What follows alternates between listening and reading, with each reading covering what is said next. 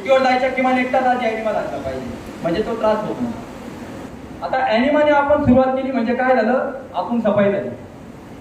आता ॲनिमा करणं म्हणजे गाडी स्वच्छ धुणे, पण रस आहार घेणं म्हणजे पेट्रोल चांगलं टाकणे. या दोन गोष्टी ज्याच्या होतील त्याला रिझल्ट मिळेल. आता ॲनिमा घेतला, सकाळची सुरुवात केली.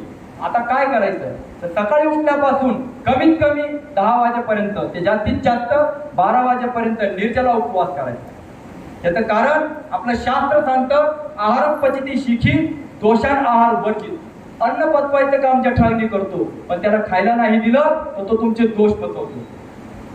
विचार करा, घरातली गृहिणी सकाळी उठल्यापासून धुणं भांडी झाडझूड स्वयंपाक करीत असेल, तिला रिकामा वेळच भेटत नसेल तर ती घरातला कचरा आणि माळ्यावरचं जाळं कधी काढेल?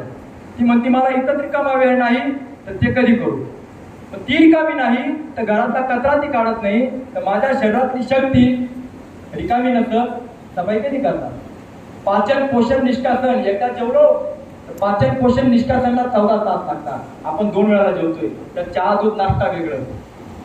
शरीरातली शक्ती जर कधी पचवण्याकडे व्यस्त जातीये, सफाई कधी करणार? आणि मग एक झटका असा मिळतो तर शेवटी हॉस्पिटलमध्ये ऍडमिट व्हावं लागतं, कारण गटार चौपट झाली तर ती कुठून तरी कचरा बाहेर फेकते. मग आतमध्ये आती झालं तर ते रोगाच्या रूपात बाहेर येतं, माणसाला ऍडमिट करावं लागतं. मग तोंडाची चव गेली, नाकाचा वास गेला, त्यावेळेस काही खाल्लं जात नाही. मग लिक्विड काय तर सलाईन. अगतिक